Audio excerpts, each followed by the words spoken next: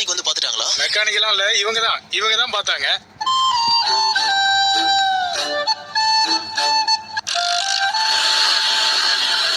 இந்த சவுண்ட் கவனிச்சிங்களா? இல்ல, இன்டர்நெட்ல பார்த்து கத்துக்கிட்டேன். அடுத்தவங்க வேலை செய்யறதையும் என் கை தானா அந்த வேலையை செஞ்சிரும். வரேங்க. இந்தம்மா இரும்பை போட்டு தீட்டி இருப்பாரு. என்னண்ணா இப்படி சொல்றீங்க? உண்மைதானப்பா. எப்படியும் 1000 ரூபாய். பணம்லாம் வேணாம், நான் அதுக்காக இது செய்யல, ஒரு உதவிக்கு தான். நான் அக்காவை பாத்துருக்காங்கண்ணா. ஆமாப்பா. ஹலோ, கால் பண்ணி சரஸ் மிஸ்ட் கால் இருந்துச்சு. ரொம்ப கஷ்டத்துல இருக்காரு. அவர்கிட்ட ஹெல்ப் கேட்கலான்னு வந்தோம். அவருக்கே இப்ப யாராவது ஹெல்ப் பண்ணுவாங்களோட நன்றி. நான் வச்சிடுறேன். அம்மா இது உங்க காசுமா. எனக்கு கொடுக்குறாரு. இந்தம்மா எனக்கு டைம் ஆகுது.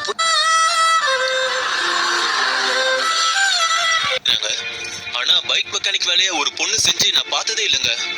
நீங்க அங்க வேலைக்கு வரீங்களா சிஸ்டர்? வேலைக்கு? எங்க மெக்கானிக் வேலைக்கு நானும் ரொம்ப நாள் ஆள் கிடைக்க லீவும் போடுறாங்க. அதனால ஒண்டி ஆள் அங்கேயும் இங்கேயும் அலையிறேன். இல்லைங்க. உடனே சொல்ல வேண்டாம். வீட்டுல பெரியவங்க கிட்ட பேசி நீங்க பேசிட்டு சொல்லுங்க.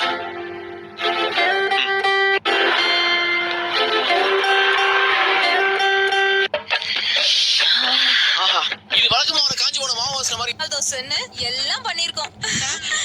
ஆமா பல கம்பு களின்னு செஞ்சுட்டு இருந்தா எங்களையும் அதிகாரம் பண்ணி வேலை வாங்கிட்டு இருக்கு. செய்யலாம். இங்க சமைக்கிறது நாங்கன்னு ஆயிட்டோம். நாங்க செய்யறதா ஒரு வீட்டோட சமையலறைய பிடிச்சா போதும், கோட்டையும்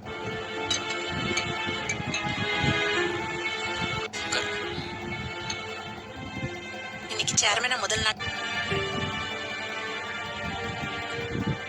என்ன இதெல்லாம்? மசால் தோசை, பூரி, மெதுவடை.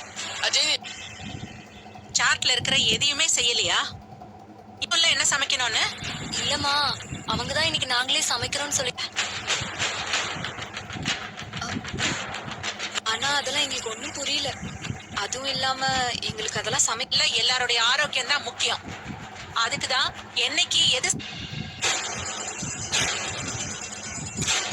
சரஸ்வதின்னு ஒருத்தி இந்த வீட்டை விட்டு போயிட்டா நம்ம வழக்கத்தை நம்ம மாத்திக்கிட்டோம். ஜெயந்தி, வீட்டுல இருக்கிறவங்க எல்லாம் கேளுங்க, அது மாதிரி செய்யுங்க. இனிமே எதையுமே கேட்காம செய்யாதீங்க. என்னமா நீங்க உங்க இஷ்டத்துக்கு என்னென்னவோ பண்ணிட்டு இருக்கீங்க? விடுங்க மாப்பிள்ள, அவங்களுக்கு தான் தெரியலன்னு சொல்றாங்கல்ல. சரிங்க, சரி விடுமா. இல்ல ஆண்டி, சாப்பிடறதுக்கு முன்னாடி நெல்லிக்காய் ஜூஸ் குடிக்கணும். நான் துணியெல்லாம் காயப்பட போனேமா. கவனிச்சுக்கிறது உங்க வேலைதான். ராகினி மாதிரி அவளுக்கும் தேவையானதை செய்ய சொல்லிருக்கேன்.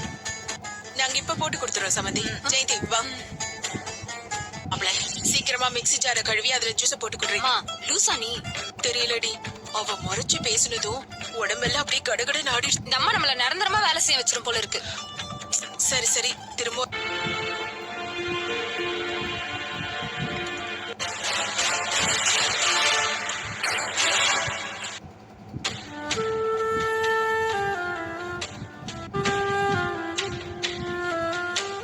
சரஸ் என்னங்க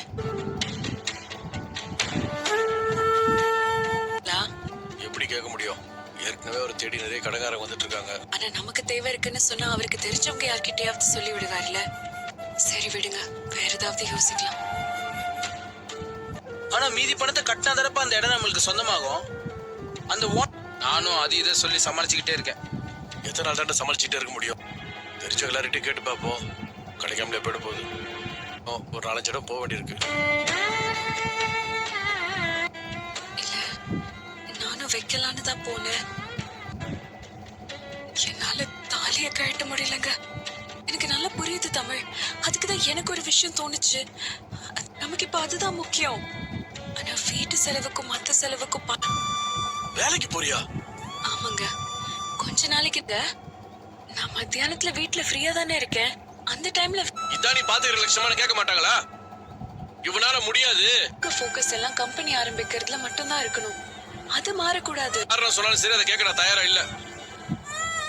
கம்பெனி ஆரம்பிக்க நான் அதுக்கு சொல்லலைங்க. செயினை வச்சாலும் ஓரளவுக்கு தான் பணம் வரும். ஏப்பா ஏப்பா டென்ஷன் ஆகுற? விடு மா. என்ன 2 பேரும் விளையாடுறீங்களா? அவளே என்ன வேலைக்கு போவானு சொல்லிட்டு இருக்க, அதுக்குள்ள நீ வந்து வேலைக்கு போற. என்னப்பா இப்படி சொல்ற? நான் அப்படி நினைக்கிறவனா? அப்போ வேலைக்கு போறேன்னு சொல்லல. அப்புறம் ஏன்டா வேலைக்கு போறேன்னு சொல்லி 2 பேருமே சேர்ந்து என்ன கஷ்டப்படுத்துறீங்க? இதான் உங்களுக்கு வேணுமா? அந்த ஒர்க் ஷாப்பை சீக்கிரம் வாங்கிடுன்ற நம்பிக்கை எனக்கு இருக்கு. இவ்வளவு தூரம் வந்துட்டோம். இந்த தாலி சேர அடமானச்சா போதும். தமிழ் ப்ளீஸ்ங்க, நான் சொல்றது நம்பிக்கிட்டோம். அதுக்கப்புறமா நீ உன் படிப்பு முடிச்சுட்டு அதுக்கு ஏத்த வேலைக்கு போ. அதுல வேணாம்னு சொல்லல. ஆனா சும்மா இல்ல வேணாம் தமிழ். நானே போய் வச்சுட்டு காசு வாங்கிட்டு வரேன். அட, அண்ணே, என்ன இவர் இப்படி நிக்க முடியுமா? அவன் சொன்ன மாதிரி நகையை வச்சிருமா. கூடிய சீக்கிரமே நம்ம கம்பெனி நான் வீட்டுல வெட்டியா உட்காரணுமா? ஏப்பா வீட்டுல இப்ப இருக்க எல்லாம் என்கிட்ட கேட்காத. ஆனா வாங்குன்ற நம்பிக்கை எனக்கு இருக்கு. நம்பிக்கை எல்லாம் இருக்குதுப்பா. ஆனா வழி திருப்ப ரீசார்ஜ் பண்ணிட்டு வர அந்த கடையில நீ கொஞ்சம் வெயிட் பண்ண. தமிழ் சார், நான் பார்க்கும் போதெல்லாம் இப்படி நடு ரோட்லயே நிக்கிறீங்களே, தரலையா? அது எப்படி சார் கொடுப்பாங்க? முன்னா அதான் உழைப்பு இருக்கு நேர்மை இருக்குன்னு சொன்னியப்பா. 10,000 பேர் ஒர்க் பண்ற கம்பெனியா வேற லெவல்ல வருவீங்கன்னு நினைச்சா, சில அந்த ஆமோவில் கதையில ஜெயிச்சது யாரும் தெரியும்ல. சார் அது ஒரு கதையை தெரு தெருவா சுத்திட்டு தான் இருக்க போறீங்க. உனக்கு எதுக்குப்பா கம்பெனி அட்டை போட்டுக்க? அப்படியே தினம் வயிற்று பொழப்பாவது ஓடும்ல. உடனே தெரியல. இதுல நீ வேற ஏயா ஊருக்கு வந்து விழுந்துன்னு இருக்கு. இல்ல இப்ப கூட திமிர பாத்தியா? அது ஒண்ணுதான் இவர்கிட்ட. அடங்குறானா பாத்தியா? டேய் எங்களெல்லாம் பகைச்சுக்கிட்டு ஊருக்குள்ள இருந்து. சார் ஒரு நிமிஷம் சார், வீட்டுல இருந்து போன். பேசுங்க பேசுங்க. வர்த்தா சார், வீட்டுக்கு வந்துருவோமா? வெளியே சரி தங்கம் வந்துடுறேன். சரி சரி.